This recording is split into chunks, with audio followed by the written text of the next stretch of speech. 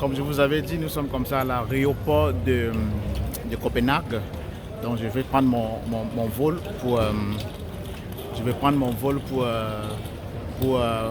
Paris et mon vol va décoller dans environ 1h30. Et je profite un peu le temps d'attente pour vous faire un peu cette petite vidéo pour parler de la Suède. Parce que si vous vous souvenez très bien, je vous avais dit que j'étais en Suède pour quelques jours. Donc je vais vous dire ce que mes impressions, ce que je pense de la Suède. Donc déjà, prime abord, la Suède, ça fait partie des 3 pays de la Scandinavie. Donc la Suède, ensemble avec la Norvège, puis le Danemark.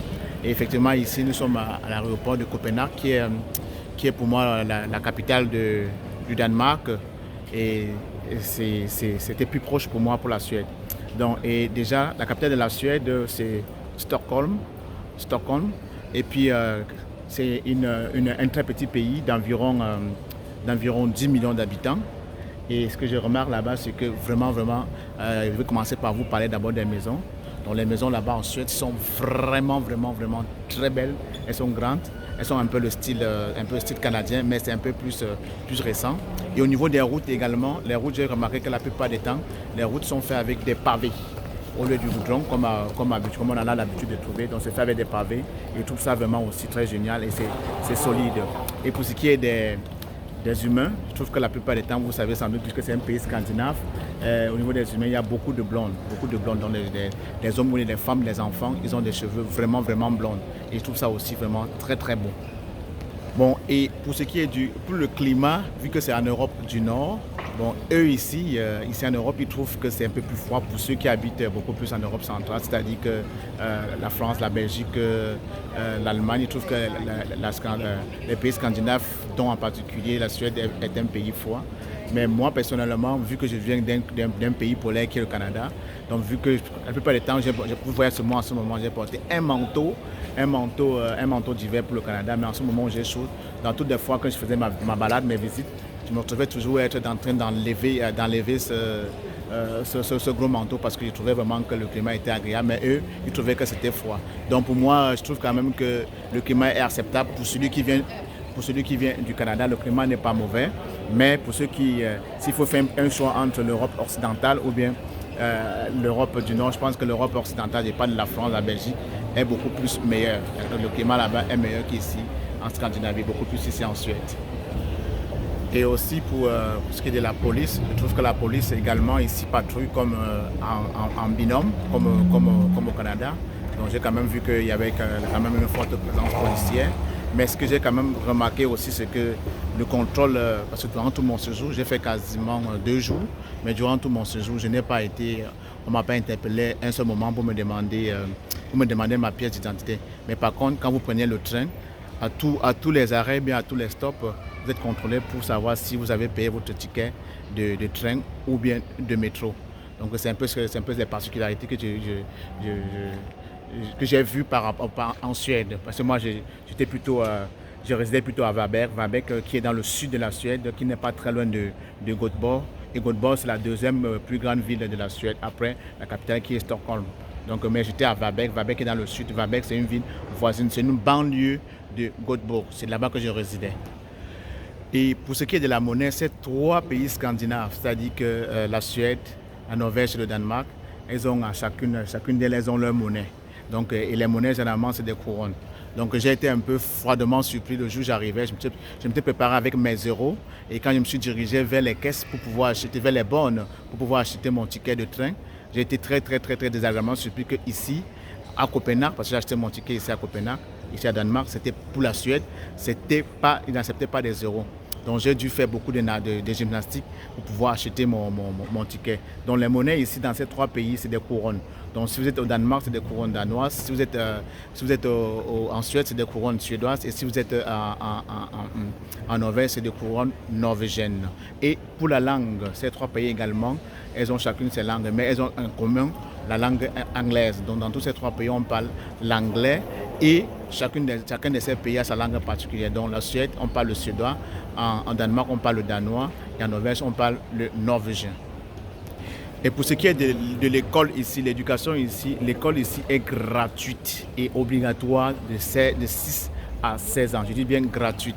Donc c'est du primaire au secondaire. Donc tout enfant âgé de 6 à 16 ans est obligé de fréquenter et l'école est gratuite. Ils disent qu'ici, le gouvernement sponsorise l'école pendant les 10 années. Ces 10 années correspondent à partir de 6 ans jusqu'au secondaire, quand vous aurez vos 16 ans, à l'âge pour mettre l'âge de fin de votre secondaire. Donc l'école est vraiment gratuite ici.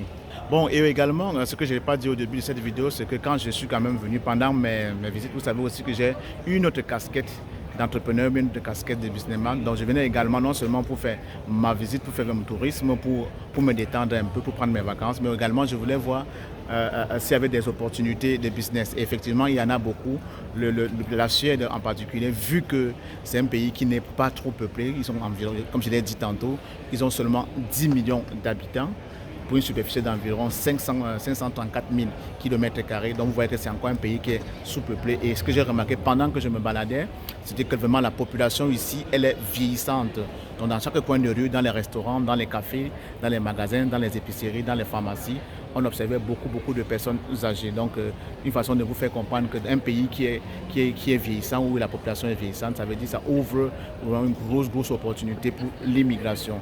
Donc quand je retournerai au Canada, j'essaierai un peu plus de faire des recherches approfondies en ce qui concerne l'immigration suédoise. Donc, restez simplement scotché parce que je pense qu'également, il n'y a pas que le Canada où il faut immigrer dans le monde. On peut également penser à la Suède. C'est également une belle opportunité. Restez simplement scotché parce que je pense qu'à ce niveau, il y a encore un peu du chemin à faire.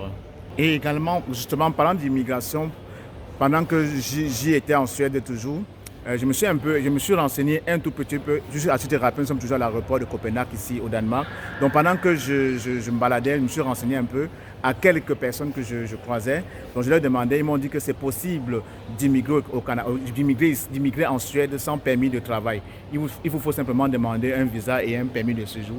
Et étant sur place, vous êtes capable de trouver du boulot. Donc ça c'est quelque chose que c'est très important à souligner. Donc vous êtes capable d'immigrer en Suède sans avoir du boulot, c'est-à-dire sans permis de travail. Vous pouvez immigrer simplement avec un visa, puis un titre de séjour, un permis de séjour, non, un titre de séjour. Et une fois rendu sur place, vous serez capable de demander du boulot. Mais par contre, vu que vous immigrez, vous n'avez pas encore de boulot, vous n'avez pas de permis de travail, vous ne pouvez pas immigrer avec votre famille. Donc, vous allez d'abord aller dans un premier temps seul, vous demandez votre visa et votre titre de séjour rendu sur place. Et d'après tous mes renseignements, il faudrait prévoir entre 3 à 6 mois de fonds, de réserve pour vivre, parce que ce n'est pas toujours sûr que vous allez arriver et le lendemain vous allez trouver du boulot. Donc la stratégie serait d'emmagasiner un peu d'argent capable de survivre 3 mois ou 6 mois dans le meilleur des cas. Vous demandez votre visa, vous immigrez seul d'abord et c'est un coup quand vous aurez trouvé le boulot. Quand vous avez trouvé le boulot, que vous allez avoir votre papier jusqu'à la pièce d'identité suédoise, jusqu'à un compte bancaire suédois avec un permis de travail suédois, c'est à ce moment que vous pouvez demander à faire un regroupement familial. Donc dans un premier temps, vous allez immigrer tout seul. Ce n'est pas possible d'immigrer sans travail, sans permis de travail, sans boulot, avec la famille. Ça, c'est aussi quelque chose que j'ai trouvé qui était génial pour toi qui veux immigrer. Donc, comme je l'ai dit, dans les futures vidéos, on va essayer plus d'approfondir par rapport à l'immigration suédoise. Donc c'était l'une des raisons principales pour lesquelles je tenais à visiter ce très beau pays. Bon, parlant de la bouffe suédoise, on ne saurait parler d'un pays sans parler de la bouffe. Sauf que quand même la bouffe suédoise, elle est pas mal. Mais aussi, il faut aussi noter qu'il y avait quand même beaucoup de restaurants étrangers. Il y avait des restaurants, beaucoup plus des restaurants turcs et des restaurants italiens aussi. Et moi, ce que j'ai bien mangé la plupart du temps, j'ai mangé beaucoup plus les sandwichs d'origine turque. Et également, j'ai mangé aussi un mets, je pense que c'était un mets, d'ailleurs j'en ai posté, c'était un mets suédois, ils appellent ça le dunia. Et j'ai trouvé ça vraiment très délicieux. Donc pour moi, dans l'ensemble, la bouffe suédoise n'est pas mal. Bon, tantôt quand j'ai parlé du climat, j'ai aussi oublié de vous signaler, vu que nous sommes à l'automne, on tend vers l'hiver. Je constate aussi qu'il y a des similitudes avec le Canada, en ce sens que ici en Suède, principalement à Göteborg, où nous étions, les nuits tombent relativement très bien, même ici au Danemark. Donc déjà à partir de 15h30, on va dire 16h moins et quart, la nuit commence déjà à tomber. Donc à tout moment, je vous tourne la vidéo, il est 17h30. Rendu à l'extérieur, on se croyait déjà pratiquement à 10h du soir. Donc pendant l'automne, les nuits tombent relativement très tôt. Donc les nuits sont courtes. Et également, je pense que durant tout mon séjour, ici dans un pays, en terre scandinave, j'ai remarqué également qu'il y a beaucoup de grisailles. Donc le soleil est très rare. C'est tout des similitudes avec le Canada. Parce que si vous voyez nos précédentes vidéos, j'avais également dit qu'au Canada, le soleil est une perle rare. C'est la même chose aussi dans les pays scandinaves. J'ai trouvé quand même que la plupart des temps, et je me suis renseigné, on m'a dit que oui, c'est vrai, le soleil se fait quand même relativement rare. Donc, futur Canadien, j'espère que vraiment ces petites informations que je te donne concernant la Suède, concernant les pays scandinaves, ça pourra t'aider. Et surtout, retiens l'essentiel. C'est que pour moi, ce qui m'a vraiment plu, c'est qu'il y a la possibilité d'immigrer ici, en Suède ou dans les pays scandinaves, sans permis de travail, juste avec un visa et un titre de séjour, vous pouvez immigrer. C'est rendu sur place que vous pouvez trouver le travail. Donc, vu que mon vol devient imminent, il va falloir que je me rapproche déjà vers mon gate pour l'embarquement. Je vais mettre fin à la vidéo et comme d'habitude, si tu as aimé, tu sais ce que tu as fait, abonne-toi, like, partage, surtout clique sur la notification et surtout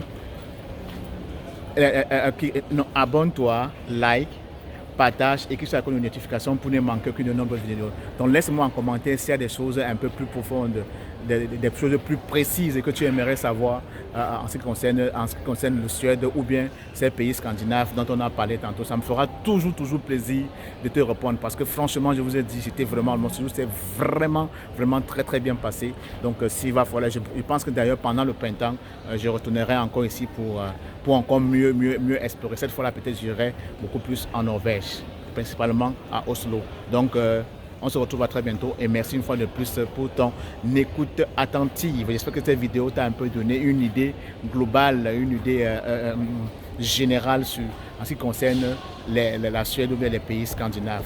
On se retrouve à très bientôt. Salut! Je ne saurais mettre fin à la vidéo sans quand même vous faire voir cet aéroport de Copenhague. Donc voilà, donc on va se retrouver à très bientôt. Je vous montre l'aéroport de Copenhague.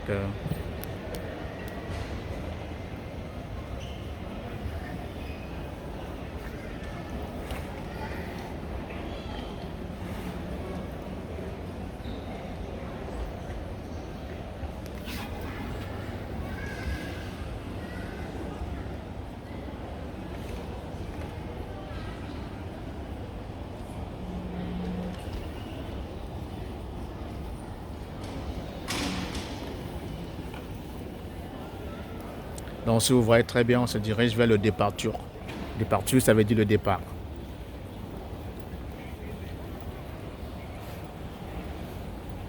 Vous le voyez ici, la plaque. Départure.